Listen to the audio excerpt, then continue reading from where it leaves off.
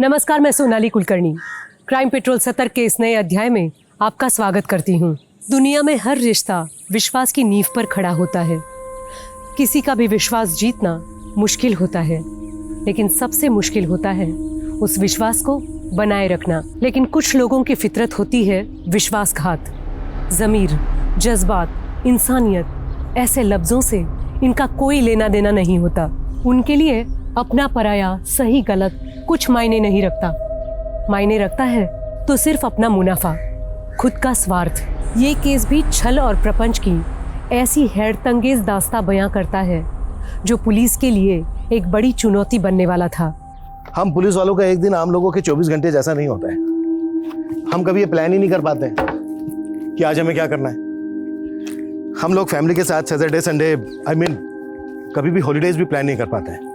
Family के साथ खाना खाए हुए कई कई दिन हो जाते हैं। हर रोज नए चैलेंज, नई चुनौतियों का सामना करना पड़ता है। देखते हैं आज क्या चैलेंज मिलते हैं। ये नसीम फोन क्यों नहीं उठा रहा है? मिनिस्टर की रैली 1 घंटे में शुरू होने वाली है और कैमरामैन नसीम फोन ही नहीं पिक कर रहा। पता नहीं कहाँ मर गया। अरे यार, तेरा नाम कोयल है, कभी तो मीठी बातें किया कर रहा। रिपोर्टर को मीठी नहीं सच्ची बात करनी चाहिए। वाह मैडम वाह, क्या डायलॉग मारा आपने, है ना? Thank you. बेटा बात सुनो, बेटा बात सुनो मेरी। अरे क्या हुआ, क्या हुआ? सुबह वो बच्चा देख रहे हो, उसके पैर में वो मार्क, ऐसा नहीं लग रहा जैसा उसको किसी ने बांध के रखा हुआ था? ओ कम ऑन यार कोयल, तुझे पता होना चाहिए ये सब ना, पैरों में घाव, फटे कपड़े, ये सब ना सिंपैथी पाने की ट्रिक्स हैं। नहीं सुबोध, आई एम 100% श्योर कि वो मार्क रियल है। एक काम करो, तुम ये नसीम के साथ मिलकर मिनिस्टर की रैली कवर करो। मेरा उस बच्चे से बात करना बहुत जरूरी है। अरे सुन, please please, thank you, bye.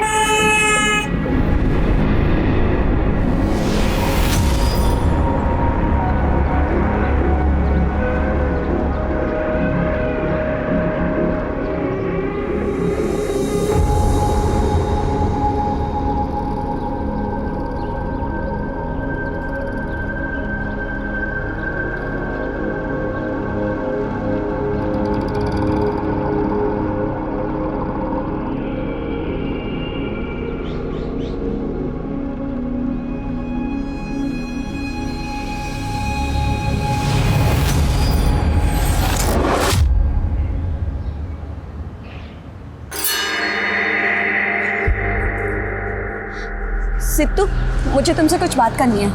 आपको मेरा नाम कैसे पता? मैंने सब कुछ देखा है बेटा। मुझे काम है, मुझे जाना है। सिद्धू बात सुनो। सिद्धू, मेरा नाम कोयल है, मैं एक रिपोर्टर हूँ और मैं तुम्हारी मदद करना चाहती हूँ। सिद्धू, तुम्हें अपने घर की, अपनी माँ की याद नहीं आती? आती है ना अपनी माँ की याद? सिद्धू, मुझे अपनी बड़ी बहन की तरह समझो। मैं तुम्हारी मदद करना चाहती हूँ। उसके लिए तुम्हें मुझे सब कुछ सच सच बताना होगा। तुम्हें मेरी मदद करनी होगी। बोलो, करोगे ना तुम मेरी मदद?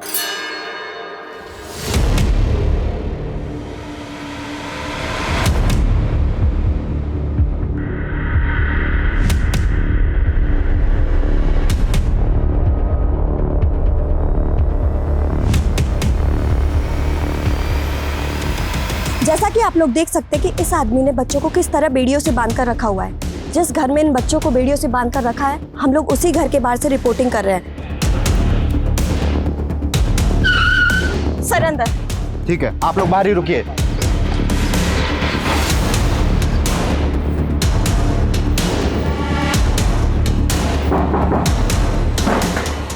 साहब गोली मत चलिएगा। साहब चाबी दे। ये लीजिए साहब।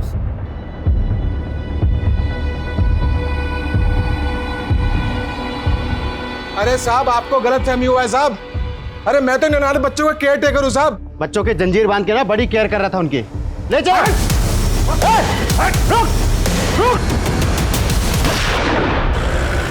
दुष्यंत दयाल, जो पिछड़े गांव से बच्चों को किडनैप करके लेकर आता था, लड़कियों को रेड लाइट एरिया में बेच देता था और लड़कों से अपने पैकेजिंग यूनिट में दिन रात मजदूरी करवाता था।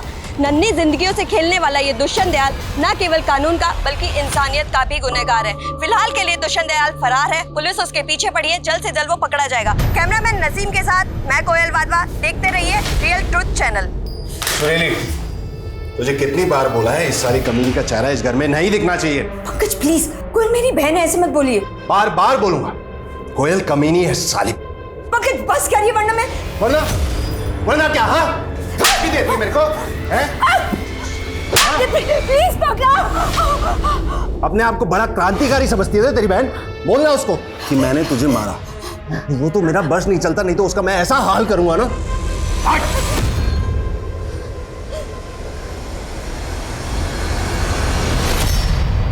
मैं एक आम लड़की हूँ और हर आम लड़की की तरह मेरा होना ना होना एक बराबर है। किसी को फर्क नहीं पड़ता, इसीलिए तो 20 महीने लापता होने के बावजूद किसी को फर्क नहीं पड़ा। मैं तो उस कैद से निकल आ गई, लेकिन क्या मैं आजाद हूं? क्या आप आजाद हैं? जो आपका मन करे वो आप कर सकते हैं। आपकी खामोशी ही मेरे सवालों का जवाब है। दरअसल सर चैनल वाले पहले हमारा नाम चुराया और अब हमारे स्पॉन्सर चुरा रहे हैं। सर उस लड़की की कहानी से रातों रात ये नया चैनल बहुत पॉपुलर हो गया है।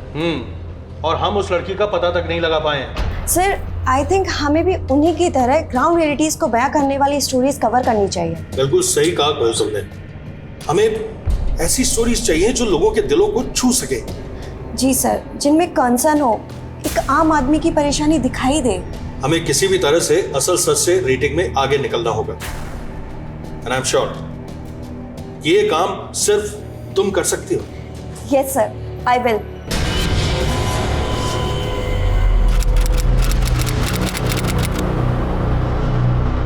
राजन बोल तो रही हूँ रात को मिलते हैं, अभी भी बहुत काम है। आफ्टर 11। कोयल यार मंगेतर हो तुम्हारा, थोड़ा टाइम मेरे साथ भी स्पेंड कर ले। हाँ पक्का मिलेंगे। चलो अभी मैं फोन रखती हूँ, लगता है कोई आया है। Okay bye. मैं तो शुरू से ऐसी हूँ। अरे दीदी आप अचानक कैसी हो? मैं अच्छी, तू कैसी है? मैं भी ठीक हूँ। चाय पिएगी बेटा? नहीं माँ। अच्छा तुम दोनों बैठो, मैं तुम्हारे लिए पानी लेके आती हूँ। ठीक है माँ, आ जाओ। और बताओ सब ठीक है ना? हाँ एकदम। दीदी ये सब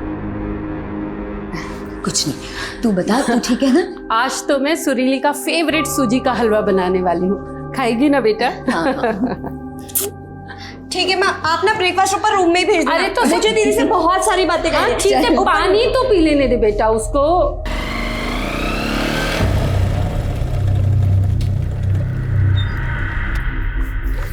अच्छा दीपक 6 बजे आ जाना लेने। हाँ मुझे बहुत काम है, आप ऑटो को लीजिएगा। हेलमेट पहनो, हेलमेट पहनो, सेफ रहता है।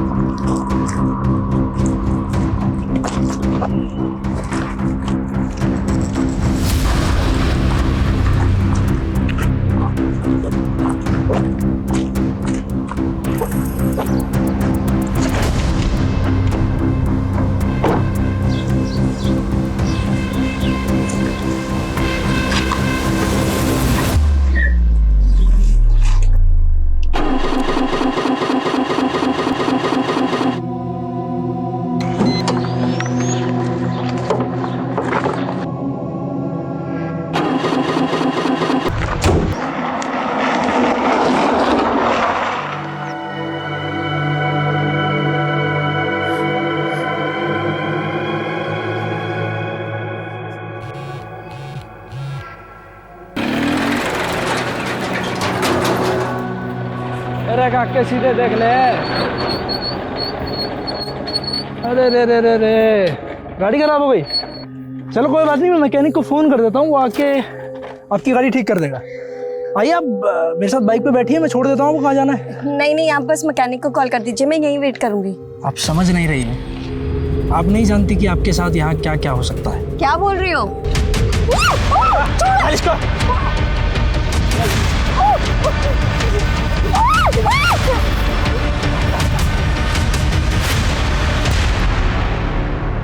कोयल के missed calls. Number you have called is currently switched off. Please try again later. Switched off. माँ, हाँ बेटा। माँ कोयल का फोन आया था क्या? नहीं तो क्यों, क्या हुआ? नहीं, उसके मिस्ड कॉल्स थे और अब उसका फोन ही नहीं लग रहा है। हाँ सर जी, शिकार तैयार है, जल्दी आ जाइए।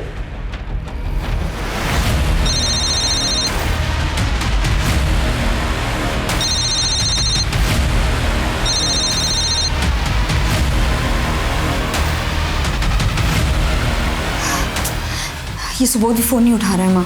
अब क्या करें बेटा? राजन, मैं राजन को फोन लगाती हूँ। हाँ हाँ।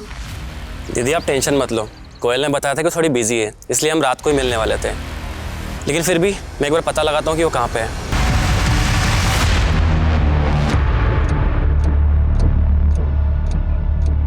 तो आपकी बहन कोमल किस समय गई? नहीं सर, कोयल वाधवा। हाँ कोयल, कोई लड़के का चक्कर था? ये क्या बकवास कर रहे हैं आप? हाँ, क्या बकवास कर रहे हैं आप? मैं आपको इतनी देर से समझाने की दीदी आप कोशिश कर रही शांत हूँ। हो जाइए। सर कोयल मेरी मंगेतर है और बहुत जल्द हमारी शादी होने वाली है। देखिए आप बेकार ही घबरा रहे। देखिए किसी काम से गई होगी, आ जाएगी खुद ब खुद। सर आप समझ नहीं रहे हैं, मेरी बहन दोपहर तक ऑफिस से घर आने वाली थी लेकिन वो ऑफिस पहुंची ही नहीं। देखिए आपकी बहन के बारे में जैसे ही हमें कुछ भी पता चलेगा हम खुद आपको फोन करेंगे, ठीक है? अब आप जाइए। नहीं सर, मैं नहीं जाऊंगी जब तक मेरी बहन के बारे में पता नहीं चल जाता। मैं यहीं रहूंगी। जैसे कोई पता चले मुझे अपडेट कर। माँ टेंशन मत लो, कोयल मिल जाएगी। राजन हाँ? एक काम करोगे प्लीज, मम्मी को घर ड्रॉप कर दो। दीदी मैं यहीं रुकता हूँ, आप माँ के साथ चले जाओ। नहीं, मैं यहाँ संभाल लूंगी राजन, बस तुम मम्मी को यहाँ ले जाओ। ठीक है दी, अपना ख्याल रखना।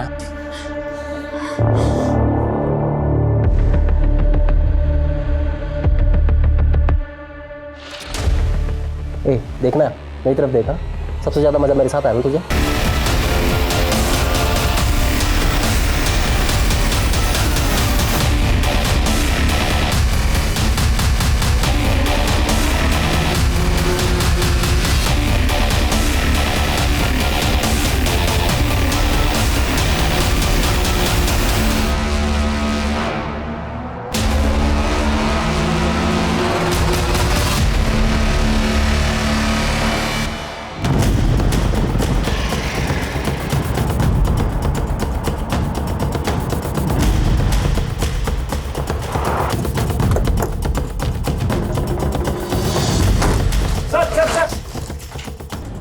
कोयल वाधवा, ये नाम कुछ सुना?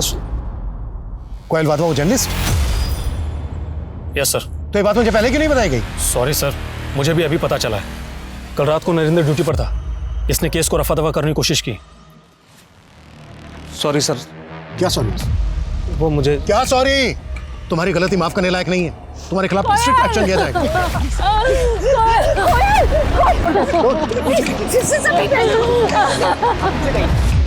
आई एम सॉरी, मैं समझ सकता हूँ इस वक्त आप लोगों पर क्या बीत रही होगी। एक्चुअली चेहरा ठीक से दिख नहीं रहा है। क्या आप श्योर हैं कि ये आपकी बहन कोयल ही है? जी कल सुबह जाते वक्त उसने यही कपड़े पहने हुए थे।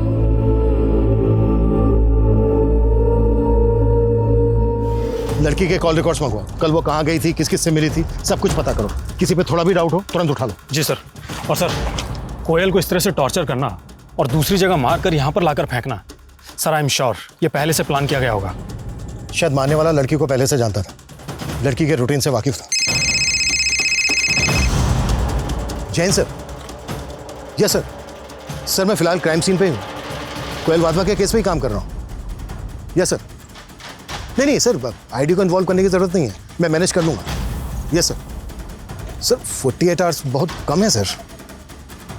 इट्स ओके सर, मैं 48 आवर्स में ही केस को सोल्व करने की कोशिश करूँगा। Yes sir. जैन सर।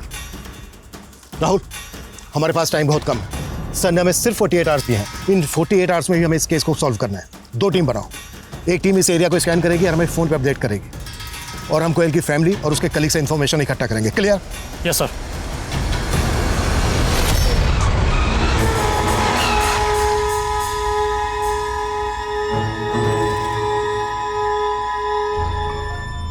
कितनी बार समझाया तुझे, दिन में जो करना है कर, पर रात में तो कम से कम घर में रहकर।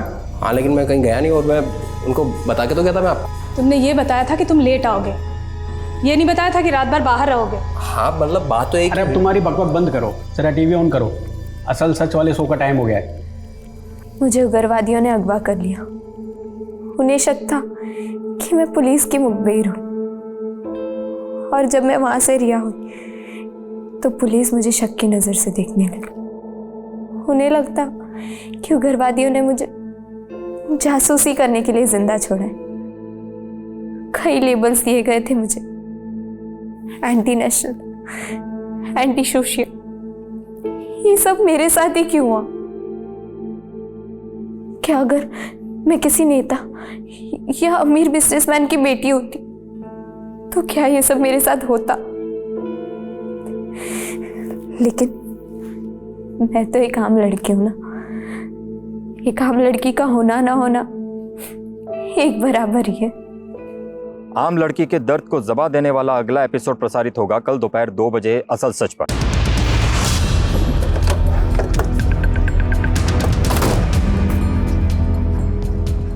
ये सब आप लोगों की वजह से हुआ है। मैंने आप लोगों को कितनी रिक्वेस्ट की थी, लेकिन आप लोगों ने बिल्कुल ध्यान नहीं दिया। मैं मानता हूं हमसे चूक हुई है, लेकिन मैं वादा करता हूं आपसे, आपकी बहन के कातिलों को बख्शा नहीं जाएगा। उन्हें सजा हम जरूर दिलवा कर रहेंगे। उससे मेरी बहन तो वापस भी मिल जाएगी ना?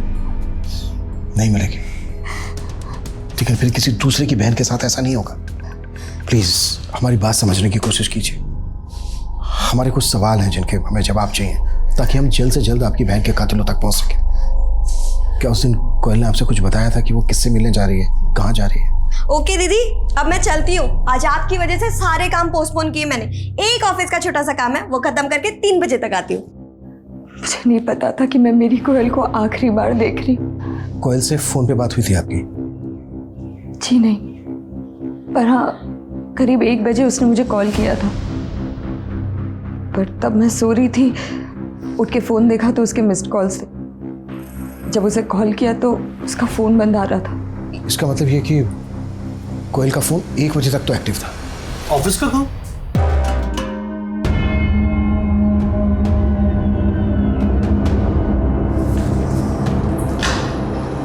कोयल ने पिछले 1 साल में जितने भी मैटर पर रिपोर्टिंग की है, सबके डॉक्यूमेंट इकट्ठा।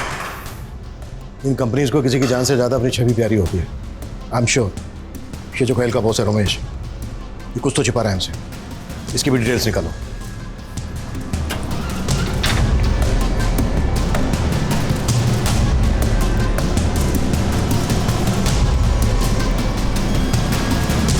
कमजोरों की आवाज बनने वाली कोयल हमेशा के लिए खामोश कर दी गई। क्या कोयल की हत्या उसकी ईमानदार पत्रकारिता के चलते हुई थी, या बात कुछ और थी? सवाल कई थे, लेकिन इनके जवाब ढूंढने के लिए पुलिस के पास वक्त बहुत कम था। अब तक की इन्वेस्टिगेशन से पुलिस ने यही अनुमान लगाया था कि कोयल की मौत एक सोची समझी साजिश के तहत थी, लेकिन अब दावे के साथ कुछ भी कहना मुश्किल था। कोयल की प्रिलिमिनरी रिपोर्ट इस केस को एक ठोस दिशा दे सकती थी, और आखिरकार काफी इंतजार करने के बाद वो रिपोर्ट पुलिस के हाथ लगी। सर 2 से 3 सीमेंट ट्रेसेस मिले, टोटल 7 हड्डियां टूटी थी। सर बड़ी बेरहमी से पीटा गया था कोयल को। ऐसा लग रहा है जैसे कोई कोयल को सिर्फ मारना नहीं चाहता था, कोई पॉइंट प्रूव करना चाहता था। जैसे सालों की नफरत रही हो कोयल के साथ किसी की, पर ऐसी दुश्मनी किसकी हो सकती है? सर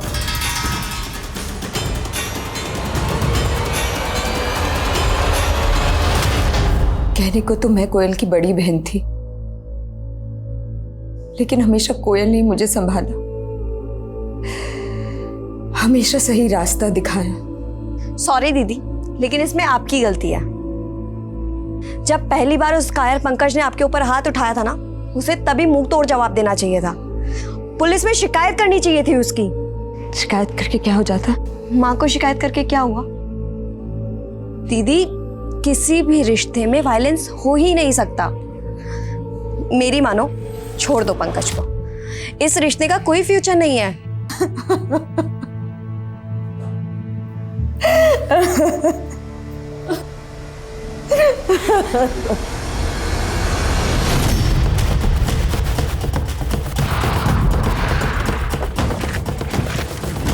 सर ये रही कोमल की कार। पेट्रोलिंग टीम ने इसको स्पॉट किया था। ये इसे ढकी हुई थी, मैंने इसको चेक किया, गाड़ी खराब है।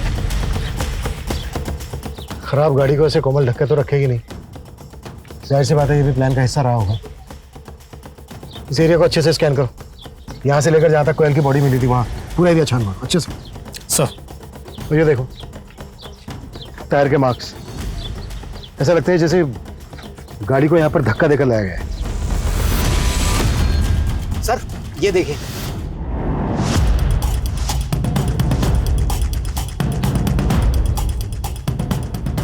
इसका मतलब ये है कि कोयल को यहाँ से किडनैप किया गया। सर इस एरिया को देखकर लगता तो नहीं है कि यहाँ पर कोई सीसीटीवी कैमरा होगा। भले ही ना हो, यहाँ आसपास जितने लोग भी रहते हैं यहाँ से रेगुलर गुजरते हैं, सबसे पूछताछ करो, फोटो दिखाओ कोयल, किसने किसने कुछ ना कुछ जरूर देखा होगा। जी सर। और सर कोयल की बॉडी जिस जगह पर हमें मिली थी वो यहाँ से करीब 5 किलोमीटर ही दूर है। यहाँ पर ऐसे कोई साइन नहीं मिले हैं जिससे ये लगे कि कोयल का यहाँ पर रेप और मर्डर हुआ है। और जहाँ पर कोयल की हमें बॉडी मिली थी वहाँ पर भी इस तरह के कोई साइन नहीं थे। इसका मतलब ये है कि कोयल को यहाँ से किडनैप करके किसी तीसरी जगह पर ले जाया गया है, और वो जगह भी यहीं कहीं आसपास ही होनी चाहिए। सर क्यों ना इस कार को फॉरेंसिक के लिए भेज दें। एक मिनट, कि वही एरिया है ना जहाँ पर काफ़ी शराबी जुआरी घूमते हैं? हाँ सर, और ये आसपास के एरिया से तो काफ़ी शिकायतें भी आती रहती हैं। जितने लोग भी शराब पी के यहाँ जुआ खेलते हैं सबको उठाओ, कुट्टो। देखो कोई ना कोई कुछ ना कुछ जरूर बके। सर।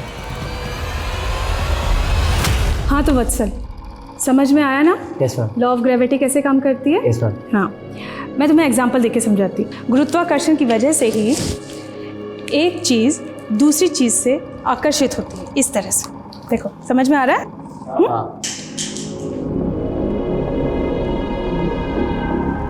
वत्सल,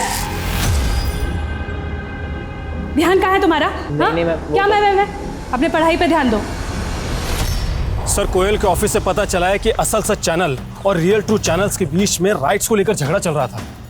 लेकिन सर अजीब बात यह है कि कोयल की मौत से एक दिन पहले दोनों चैनल्स के बीच में समझौता हो गया था। ये इत्तेफाक नहीं हो सकता। कोयल के किसी कलीग से बात हुई तुम्हारी? सर कोयल का एक कलीग है सुबोध, जो कि रिपोर्टर है, और उसने आज ही असल सच चैनल ज्वाइन किया है।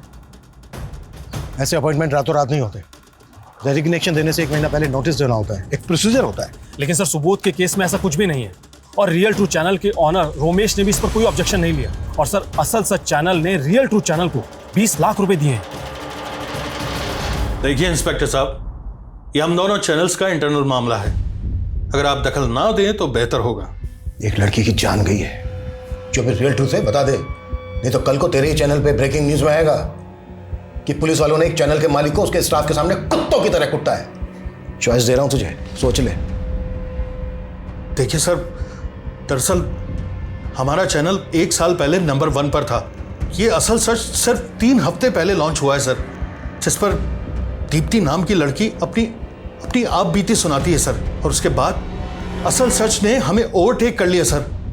ये दीप्ति कौन है? सर 2 साल पहले दीप्ति नाम की लड़की का अपहरण हुआ था। किसी आतंकवादी संगठन ने उसका अपहरण किया था। किसी तरह से वो वहां से बचकर भाग निकली।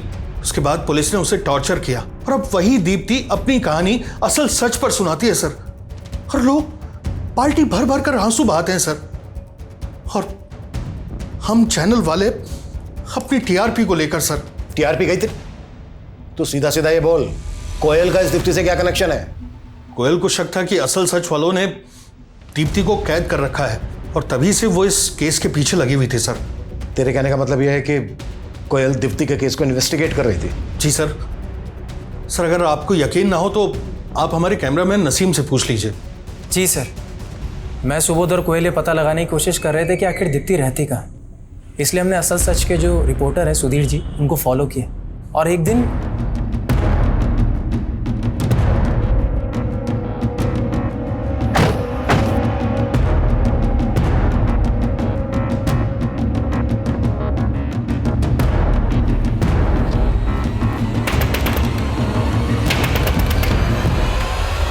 कोयल, तुम यहाँ? वो लड़की कहाँ है? सुधीर, दीप्ति कहाँ है? कहाँ है वो लड़की? यहाँ कोई नहीं है कोयल। कोई नहीं है? ये सब क्या है सुधीर? दीदी प्लीज मुझे बचा लीजिए, ये लोग मुझे पागल कर देंगे। हर रोज मुझे इंजेक्शन लगाते, मुझे कहीं नहीं जाते देते। चुप हो जाओ, डरो मत, मैं हूं ना तुम्हारे साथ। तो असल चैनल वाले दीप्ति का इस्तेमाल कर रहे थे टीआरपी के लिए? जी सर। फिर दोनों चैनल के भी सेटलमेंट कैसे हुआ? अब बोलेगा या फिर मैं मेरे तरीके से मुंह खुलवाऊं तेरा? सर एक्चुअली असल सच के ओनर ये चाहते थे कि ये राज राज ही रहे। उन्होंने ऑफर भी दिया। उन्होंने कहा कि आगे से दीप्ति के बाइट्स हमारे चैनल पे भी ऑन एयर होंगे, और साथ ही साथ उन्होंने रोमेश सर को लाखों कंपनसेशन और हम तीनों को जॉब ऑफर करी विद हायर सैलरी। लेकिन बिल्कुल सही मौका है यार, सीधा डबल सैलरी ऑफर कर रहे हैं। सुबोध, हम इतने सेल्फिश कैसे हो सकते हैं? उस लड़की की जिंदगी एक कैसे दूसरे कैद में कट रही है। अरे यार कोयल, कभी तो प्रैक्टिकल होकर सोचा कर यार। हम लोग थोड़ी टॉर्चर कर रहे हैं उसको। और उसकी तकलीफ भी तो नहीं समझ रहे ना हम। मैं सर से बात करूंगी, हमें सच का साथ देना होगा। उस असल सच में बैठे उन गिद्धों का पर्दा मैं फाश करूंगी। देख यार कोयल, तुझे ऑफर नहीं लेना है मत ले, लेकिन तू हम लोगों का चांस क्यों खराब कर रही है? शट अप सुबोध, ना तो मैं कुछ गलत करूंगी ना उस लड़की के साथ कुछ गलत होने दूंगी। लेकिन सर कोयल इस मामले में कुछ भी नहीं कर पाई। रातों रात दोनों चैनल्स के बीच में दीप्ति को लेकर डील हो गई। उन्होंने डिसाइड किया कि दीप्ति को कुछ पैसे देंगे और उसके प्रोग्राम के राइट्स दोनों चैनल मिलकर शेयर करेंगे। अब इस डील में एक ही रुकावट थी, कोयल। इसलिए अगले दिन उसको रास्ते से हटा दिया और सुबोध ने असल चैनल ज्वाइन कर लिया। नहीं सर, ये दोनों बातें बिल्कुल अलग थी सर। तो असल चैनल वालों ने लाखों रुपए किस बात के दिए? ये सारा पैसा, इतना बड़ा अमाउंट कोयल को मारने के लिए नहीं था। नहीं सर, ये तो हमारे चैनल के नाम और लोगों को लेकर के जो डिस्प्यूट था उसका सेटलमेंट था, जो हमने आउट ऑफ द कोर्ट जाकर के सेटलमेंट कर लिया था सर। बस ये इत्तेफाक है कि ये सब चीजें कोयल की मौत से ठीक एक दिन पहले हुई हैं सर। अगर ये इत्तेफाक नहीं हुआ ना तो तेरी ब्रेकिंग न्यूज मैं बनाऊंगा।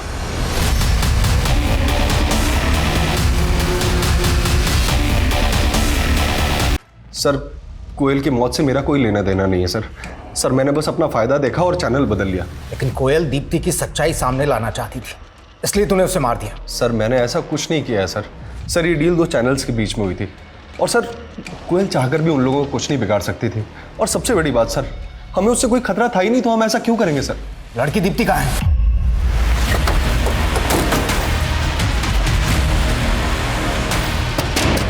क्या हुआ सर?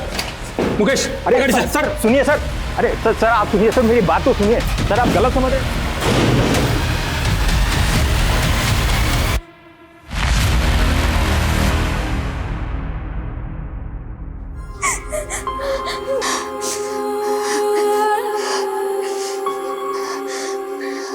बेटा, खुद को सजा देना बंद कर। ना तो कुछ खाती है ना बोलती है। तेरे ये सब करने से अब कोयल कभी वापस नहीं आ पाएगी बेटा। सब मेरी गलती है माँ। अगर मैं उस दिन कोयल के फोन उठा लेती तो ये सब कुछ नहीं हो। तेरी कोई गलती नहीं है और तेरा कोई दोष नहीं है इसमें। नहीं माँ, नहीं, ये सब मेरा कसूर है माँ।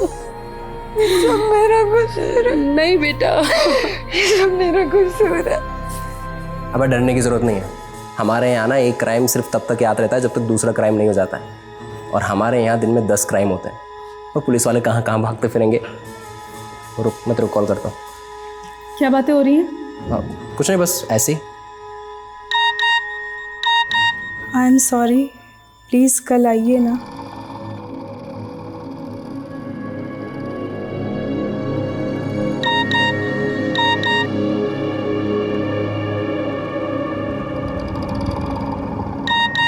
मैं आपको बहुत मिस कर रहा हूँ। क्या हुआ? नहीं, कुछ नहीं।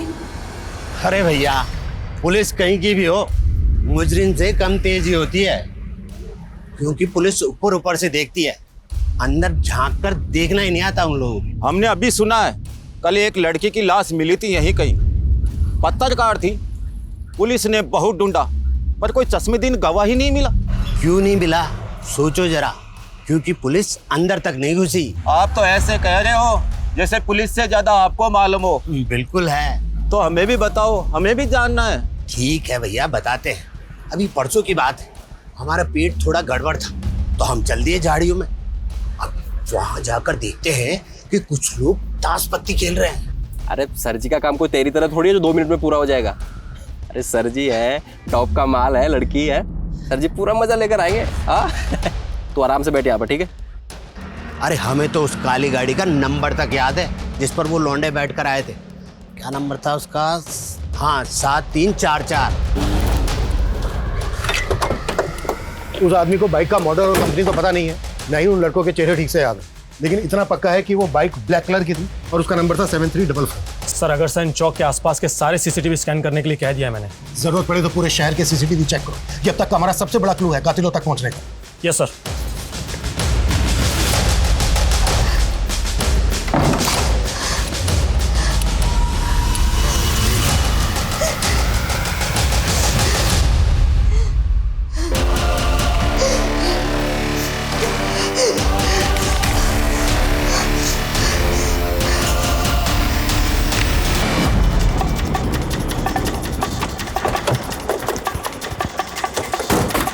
हटो चलिए, पीछे हटिए, पीछे हटिए, पीछे हटिए, पीछे हटिए।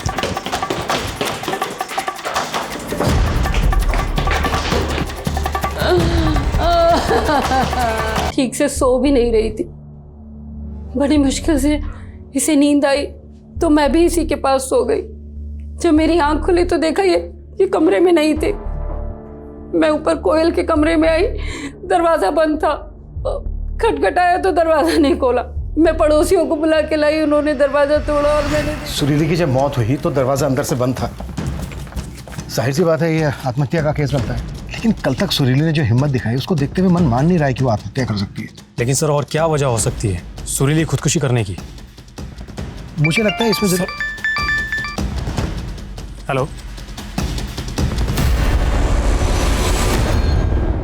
एक माँ 30 घंटों के भीतर क्या सुरीली ने खुदकुशी की?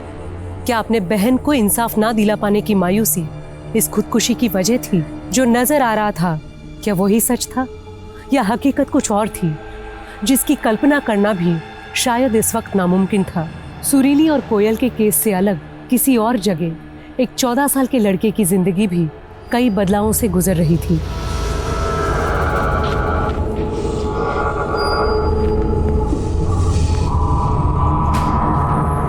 वत्सल, तुम हमारे कमरे में क्या कर रहे हो? नहीं मैम, मैं तो बस अपना फोन लेने आया। अभी मैं चलता हूँ, बहुत लेट हो, ठीक है? वत्सल 7344। यस अभिनव, इसकी फोटो लो, विश्वकर्मा को भेजो, कंफर्म करो, क्विक फास्ट। सर। हाँ साहब, मैंने वो फोटो देखी साहब, ये वही बाइक है जो उस दिन मैंने वहाँ देखी थी। सर विश्वकर्मा ने जो गाड़ी आइडेंटिफाई की थी उसकी डिटेल्स मिल गई। किसके नाम पे रजिस्टर्ड? किसी गिरधारी के नाम पर रजिस्टर्ड है गाड़ी, दिहाड़ी मजदूर है। हाँ साहब, ये बाइक तो मैंने पिछले महीने ही बेच दी थी एक दीपक नाम के बंदे को। जिसको तूने अपनी बाइक बेची उसका एड्रेस और फोन नंबर तो होगा तेरे पास? हाँ, उसके आधार कार्ड की कॉपी ली थी मैंने।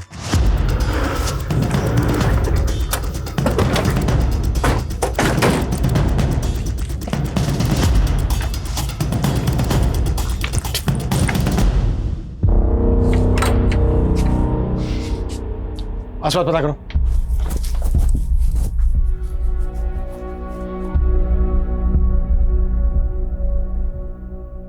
कुछ पता चला? नहीं सर। देखो कैसे भी सर, पड़ोसी ने बताया कि सुबह ही पूरा परिवार कहीं चला गया, और ये भी बताया कि दोपहर में मॉडल टाउन पुलिस चौकी की एक टीम दीपक की मां निर्मला को खोजते हुए यहाँ पर आई थी। मॉडल टाउन पुलिस स्टेशन से कांटेक्ट करो, पता करो कि वो दीपक की मां निर्मला को क्यों खोज रहे थे। सर। आसपास पता करो कहाँ गए ये लोग, जल्दी क्विक।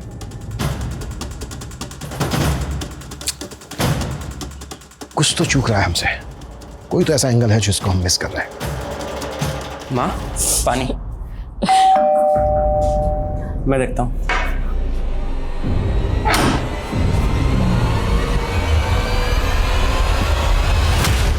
सर मॉडल टाउन थाने के एसएचओ से बात हुई मेरी।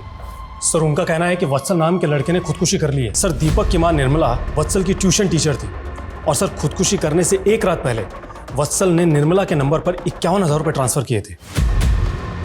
कोई ऐसा सोच भी नहीं सकता था कि निर्मला और वत्सल के केस में ऐसा कोई कनेक्शन निकलेगा, लेकिन अभी भी पूरी बात समझ में नहीं आ रही है। राहुल एक काम करो, निर्मला का नंबर जिस यूपीआई से लिंक है उस अकाउंट को ट्रैक करो। आई एम श्योर निर्मला पैसे निकालने की कोशिश जरूर करेगी। जी सर।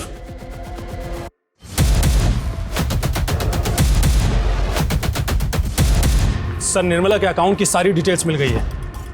सर जो पैसा वत्सल के अकाउंट से निर्मला को ट्रांसफर हुआ था वो निर्मला के अकाउंट से किसी विशाल नाम के लड़के को पैसा ट्रांसफर हुआ और विशाल के अकाउंट से किसी सुरेश को, और आज फिर सुबह किसी सुरेंद्र के अकाउंट में पैसा ट्रांसफर हुआ है सर। और इस सुरेंद्र ने कीर्ति नगर से आज कैश विड्रॉ किया है। उठा सुरेंद्र। Yes sir. सर मेरा किसी के मर्डर या सुसाइड में हाथ नहीं है। मैं एक रियल एस्टेट ब्रोकर हूँ। एक पति पत्नी का जोड़ा आया था आज सुबह घर देखने के लिए। उन्हें अर्जेंट में एक घर चाहिए था, लेकिन उनके पास एडवांस देने के लिए कैश नहीं था, इसलिए उन्होंने बोला कि वो यूपीआई कर देंगे। बस मैंने तो वही पैसे निकाले थे। उन्हें घर कहाँ दिलाया था तूने?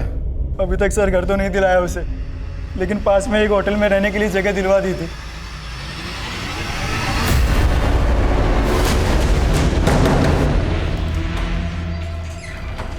पूजा पकड़ो इसे। क्या है? छोड़िए, छोड़िए, ये सब क्या हो रहा है?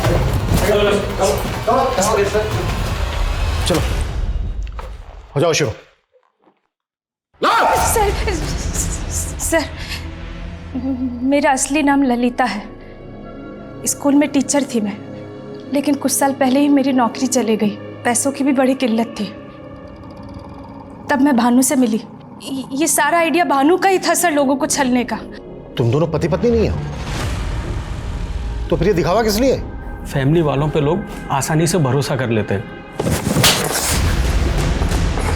वत्सल सिर्फ 14 साल का था, सिर्फ 14 साल का। ऐसा क्या किया उसके साथ जो वो खुदकुशी करने के लिए मजबूर हो गया? वत्सल ने नई नई जवानी की दहलीज पे ही कदम रखा था। ट्यूशन के वक्त भी वो मुझे घूरता ही रहता था। पहले तो मुझे थोड़ा सा अजीब लगा, लेकिन भानु ने आइडिया दिया कि हम उसे आसानी से बेवकूफ बना सकते हैं। इसीलिए मैंने। क्या इसलिए मैंने? ये सब करते हुए शर्म नहीं आई? अब बोलने में झिझक हो रही है।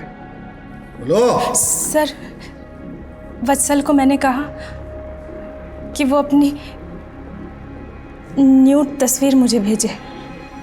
वो सीधा लड़का था सर, मान गया। फिर हमने एक और कदम आगे बढ़ाया।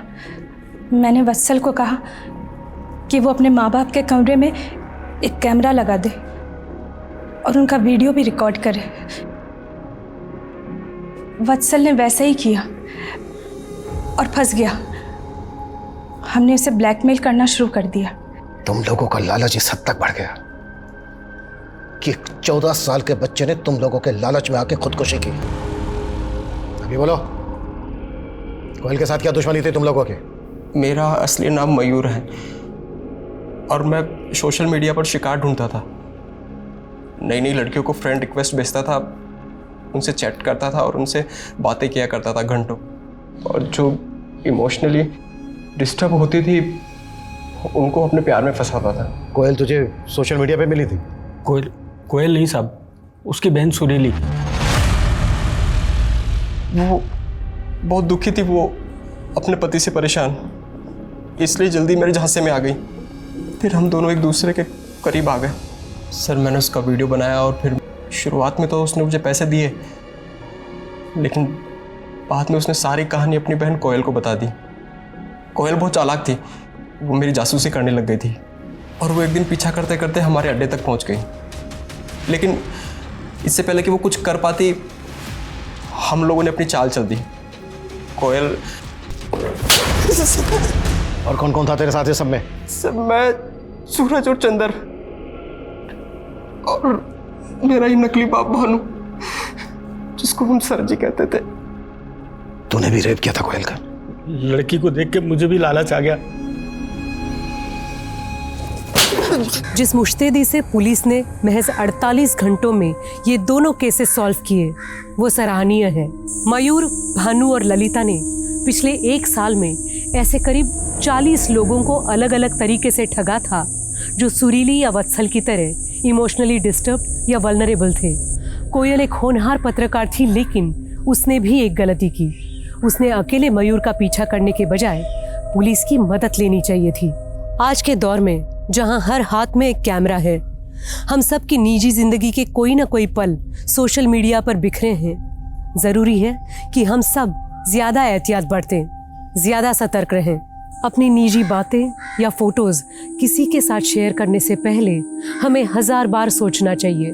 साइबर क्राइम आज के डिजिटल युग की सच्चाई है, लेकिन इसे डरने के बजाय इसे समझना, खुद की प्राइवेसी को लेकर चौकन्ना रहना बेहद जरूरी है। अब मैं सोनाली कुलकर्णी आपसे विदा लेती हूँ। फिर मिलेंगे एक ऐसे ही चौंका देने वाले केस के साथ क्राइम पेट्रोल सतर्क जस्टिस रीलोडेड में। तब तक अपना और अपने परिवार का ख्याल रखिए। आप जानते हैं कि हम सब एक मुश्किल दौर से गुजर रहे हैं। कृपया मास्क पहने, समय समय पर हाथ धोते रहें और उचित दूरी बनाए रखें। देखते रहिए क्राइम पेट्रोल सतर्क। जय हिंद।